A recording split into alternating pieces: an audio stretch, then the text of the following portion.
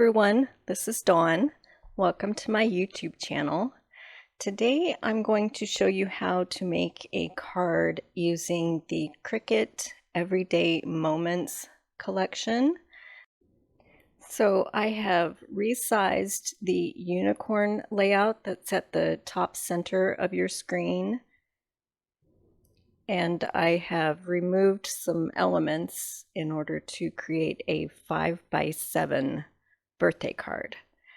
So to get to the Everyday Moments collection, you go to my website, and then on the landing page you scroll down to the bottom and you click on that green Cricut icon, and that will take you to the Cricut website, and then you'll be able to see the new Everyday Moments collection and make your purchase there. Okay, so let's get started. Off screen, I have cut everything on my Cricut, so I'm going to show you the assembly. So I've got a base of raspberry, and I'm going to build my card on the light side of a piece of ballerina cardstock. So I'm going to stamp a wash of raspberry at the base, and then I'm going to put my sentiment on top of it. I think it'll make the word pop a little bit more. So this stamp is from a set called Timeless Textures, and it is retired, but Strokes of an Artist is another one that's similar that's in the core catalog that's available. This one was just wide enough to accommodate the word magical. So I'm going to use the words "wishing you a" from the set that's called Rainbow Wishes, and I'm going to stamp that in black, and that will be right above the word magical. So it's a new set, so I'm seasoning it, and then I'm going to stamp it off a couple of times to make sure that it will stamp smoothly. So I'm getting it all ready, and then I will stamp that in black ink.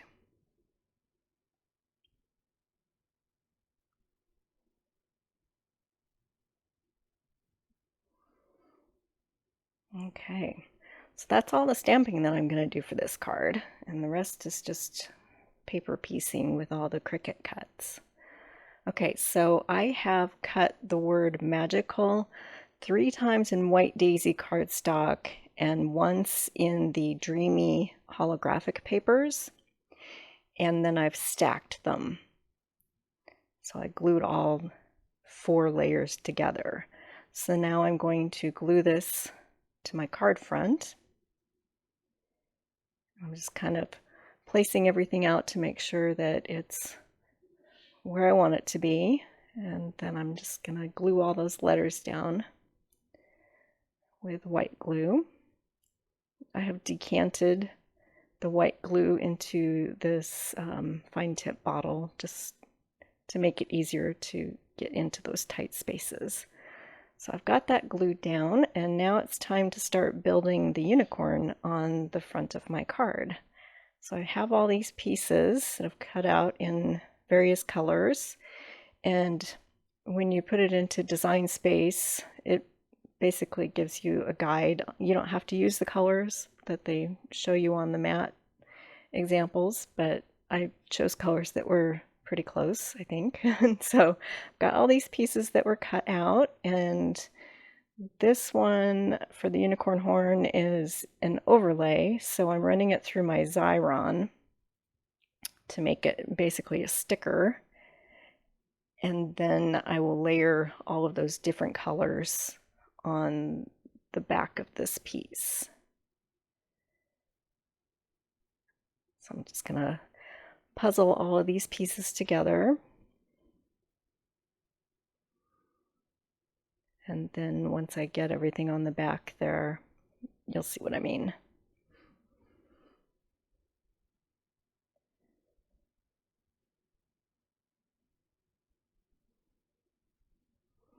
So I've got all those pieces in place, and then when I turn it over, you see the colors in there. So I've got a rub and remove eraser to kind of take the excess adhesive that's around the white daisy piece around the edges to get rid of that sticky. So now I've got all of my pieces for the unicorn face, and I'm just laying everything out on my card front to see about placement. Got the ears. They're cut out in 3 layers. So I've got mink and then white daisy, and then the next layer is ballerina. Now that's the dark side of ballerina, so that's why it's a difference between the background piece, which is on the light side, and the darker side. So now I'm just going to get everything placed on my card front, and I'll start gluing.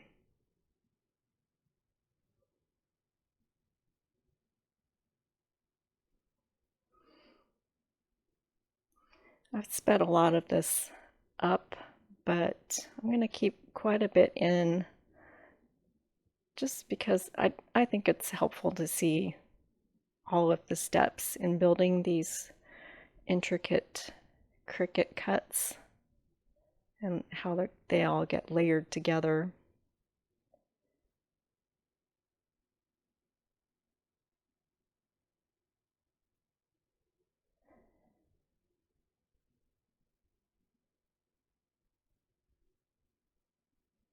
So we'll get all these pieces glued and layered.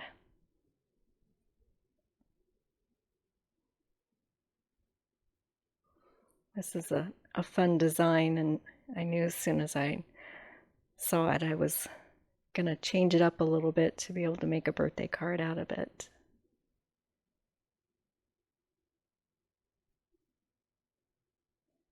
And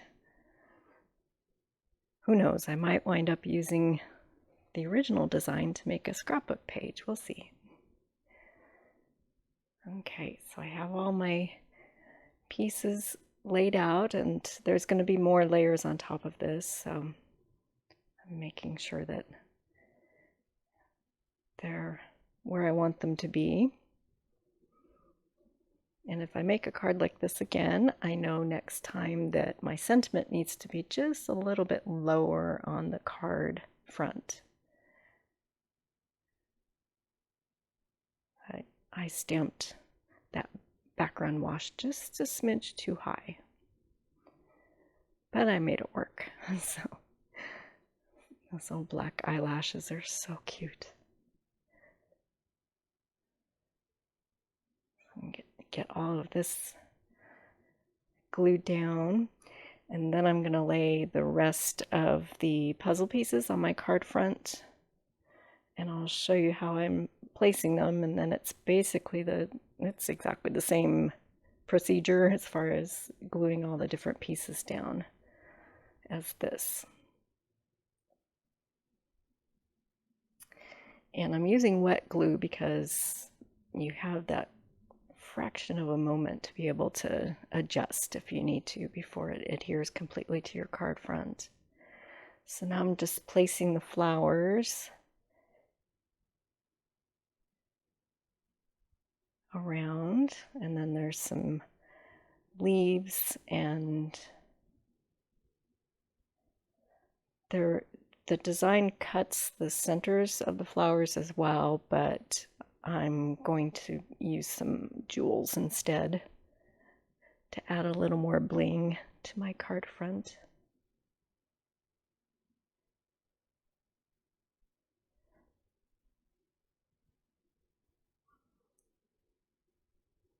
So it's kind of like piecing a puzzle together.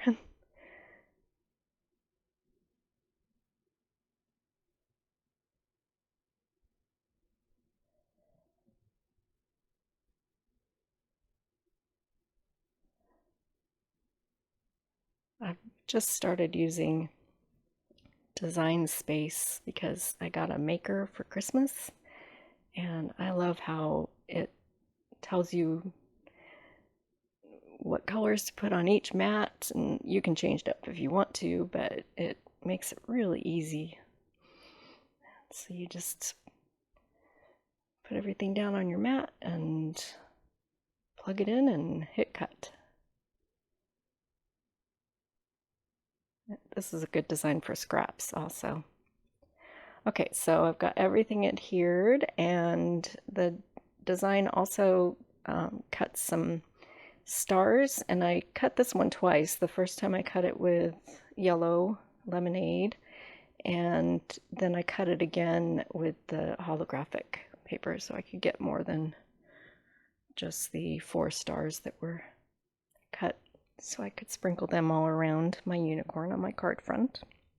So I'm just kind of figuring out where I want things to go. Okay, so that's my card front, and this is going to be a wow card. So what I have done is I have cut a pop-up element for the inside of my card, and this is from the Artfully scent cartridge, and this is the cake image.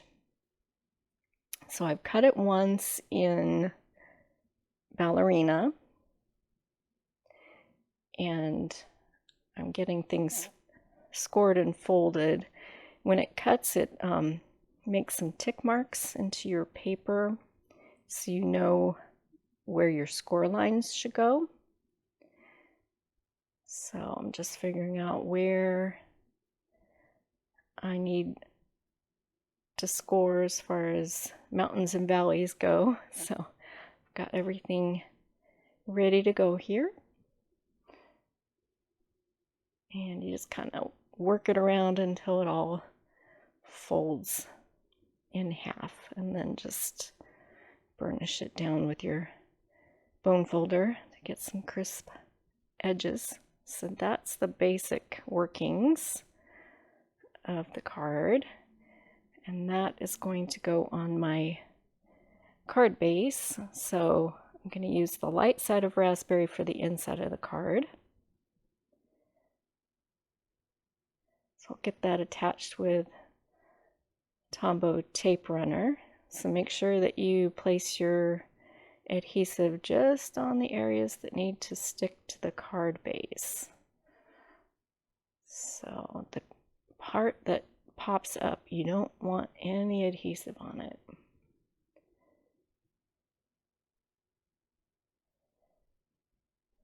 So I'll just get this all lined up, and I'm centering everything on that center score line. And then you just fold everything to make sure it all works correctly. Okay, so I have cut the middle or center piece a second time using, these are my people papers. And this is what I'm going to use to decorate my cake. And I wasn't sure if I was going to use both sides of the paper. So that's why I'm cutting each of these 3 layers out. I thought I was going to swap them. Well, you'll see what I decide.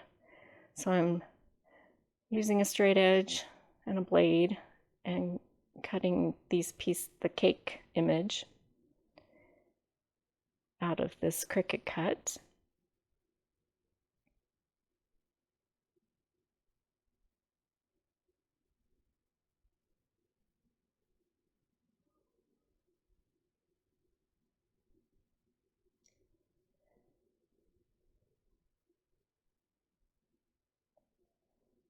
I'll get that out of there, and then I'll save that for something else.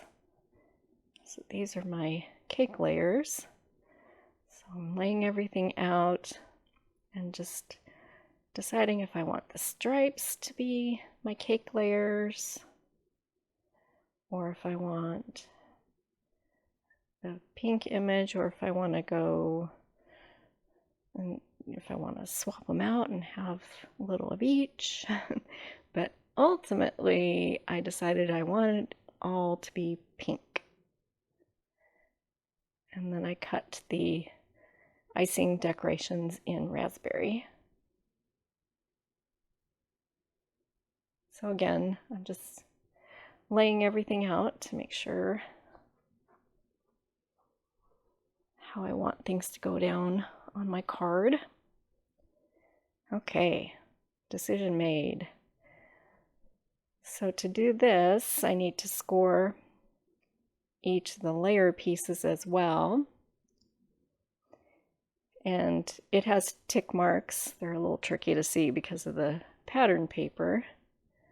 So you can feel them more than see them. So, everything scored and ready to adhere to my cake.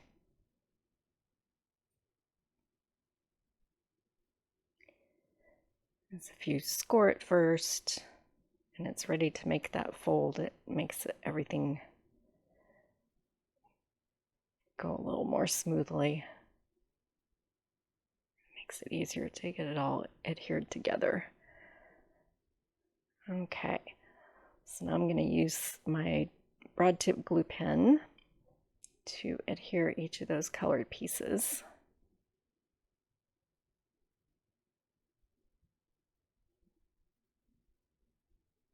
And it's pretty basic. I'll line up that score line in the middle with the score that's on the base. Get it glued down and make sure your card will close. And then you can move on to the next piece.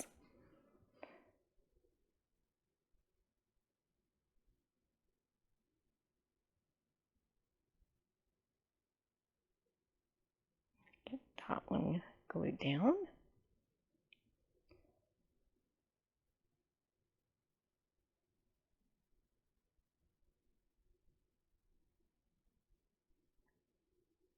And then the last one. And then I'm going to glue down the icing images. And it's basically the same procedure. Fold it first and then line up your fold lines. Make sure your card closes.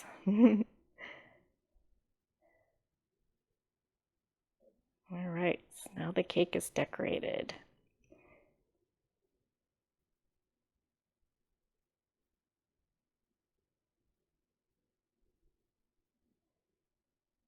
Okay, and then I cut out the word birthday using an old thin cut. I think it was from when Close to My Heart first started making thin cuts. It's a happy birthday.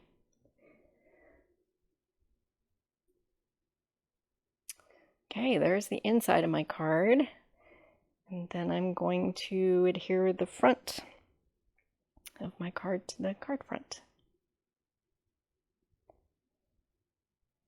And off camera, I'm going to add some jewels.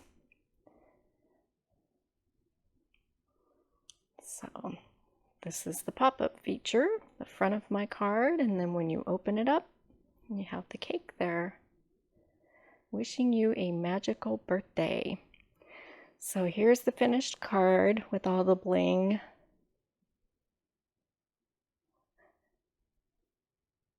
So I appreciate you watching my video today. If you haven't subscribed yet, please hit that subscribe button. And if you like what you see, hit that thumbs up as well. Supplies can be purchased in my online store. And thanks for watching.